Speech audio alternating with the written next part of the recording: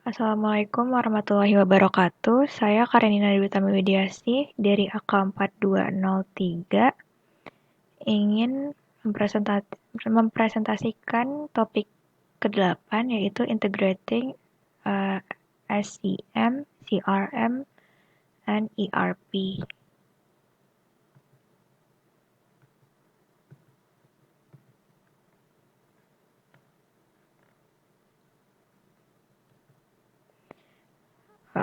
Ini flashnya. Ini adalah gambaran dari CSM, CRM, maksudnya SCM, CRM, and ERP. Untuk pertama ada supply chain management. Sebelum ke supply chain management, kita belajar tentang value chain. Value chain sendiri menggambarkan aktivitas yang dibutuhkan untuk menghasilkan barang dan jasa. Dari mulai proses sampai dengan pemasarannya. Ini adalah gambar dari value chain yang terdiri dari primary activities and support activities. Untuk primary activities sendiri terdiri dari inbound logistik, yang dimana terdiri dari aktivitas yang berhubungan dengan penanganan material sebelum digunakan. Lalu ada operation terkait dengan proses input dan output. Lalu ada outbound logistik, di mana proses penyampaian produk ke tangan konsumen. Lalu selanjutnya ada marketing and sales, itu berhubungan dengan pengarahan konsumen agar tertarik dengan produk, serta service, aktivitas untuk mempertahankan dan meningkatkan nilai dari produk.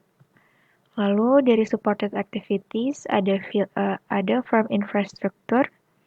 Ini terdiri dari departemen-departemen atau fungsi-fungsinya sesuai dengan job desk masing-masing untuk melayani kebutuhan internal organisasi dan mengikat bagian-bagian menjadi kesatuan.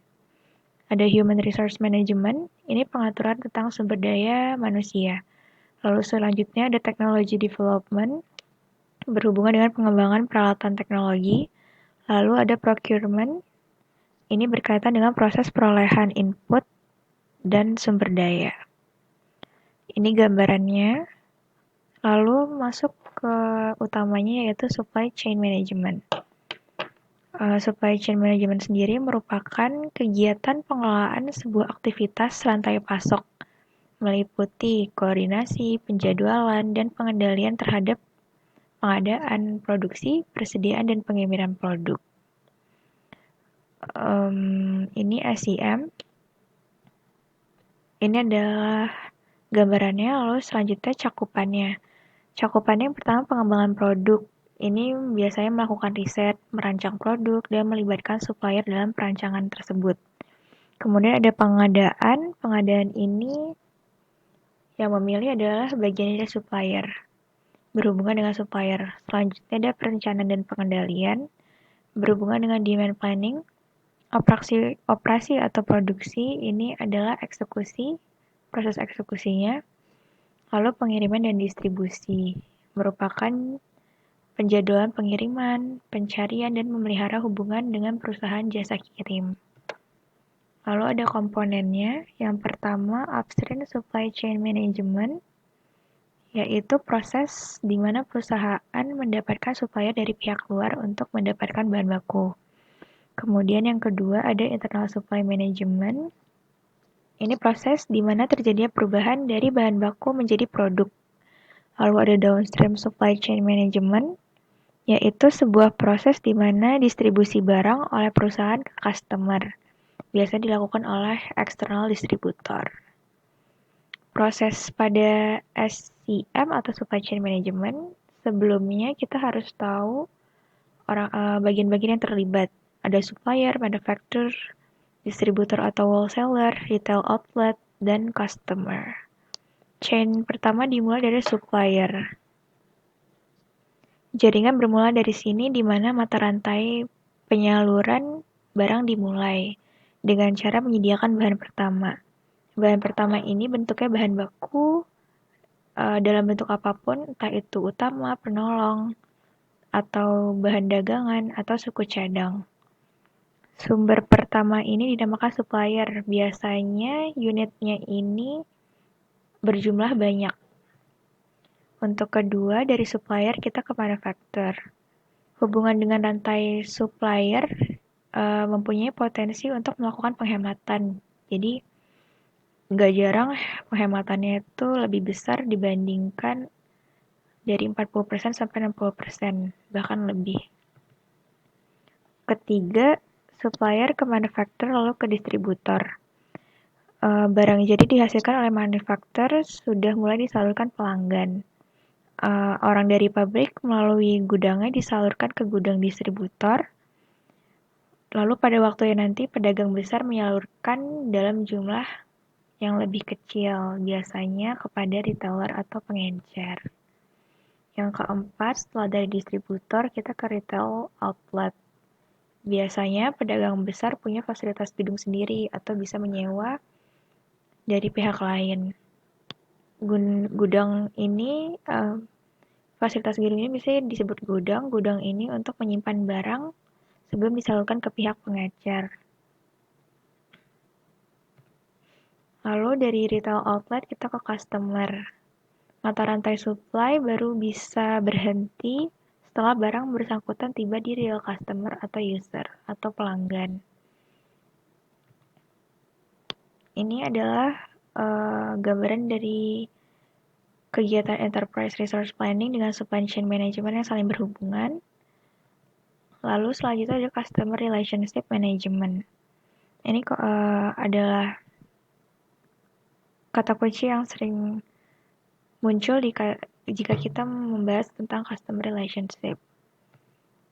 Selanjutnya ada pengertian yang dari customer relationship management sendiri, secara khusus menangani hubungan antara perusahaan dengan pelanggan. Tujuannya untuk meningkatkan nilai perusahaan, produk perusahaannya di mata para konsumen.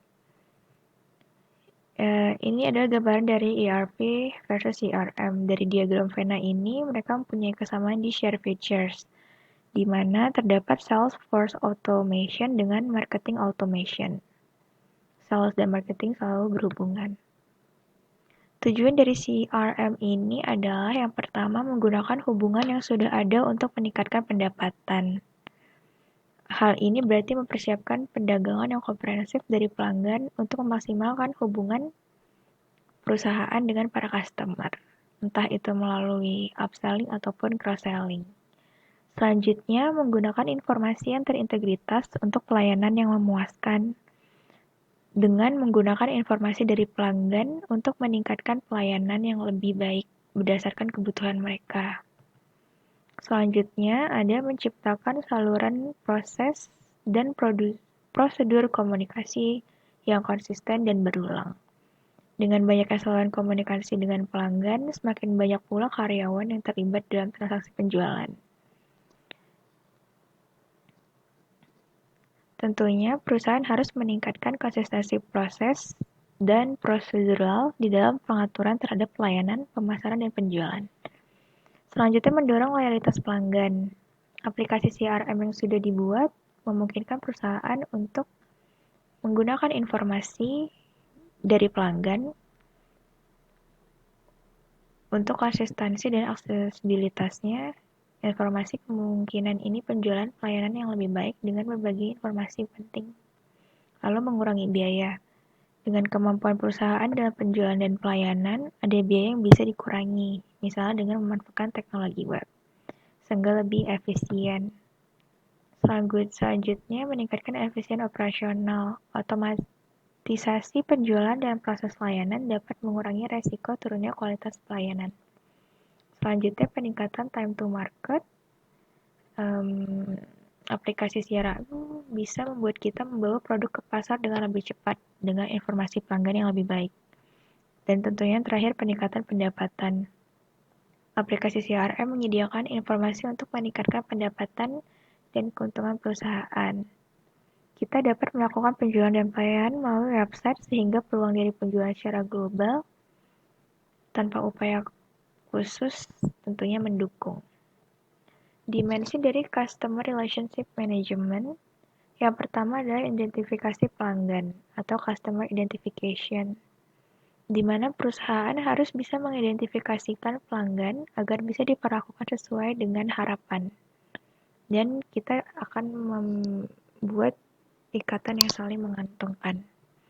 Yang kedua ada membangun daya tarik terhadap pelanggan atau customer attraction. Hal ini menggambarkan bentuk bagaimana cara perusahaan memberikan suguhan keunggulan kepada konsumen, lalu mempertahankan pelanggan yang ada atau customer retention.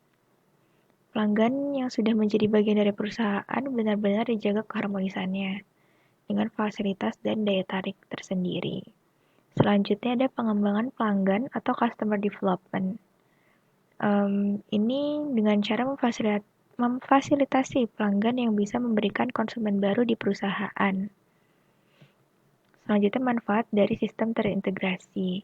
Ada dua, yaitu terhitung dan tidak terhitung. Pertama yang terhitung, tangible, adalah yang pertama mengurangi inventory dan sumber daya manusia. Tentunya dengan ada sistem, semuanya jadi bisa efisien dalam kuantitinya. Lalu peningkatan produktivitas,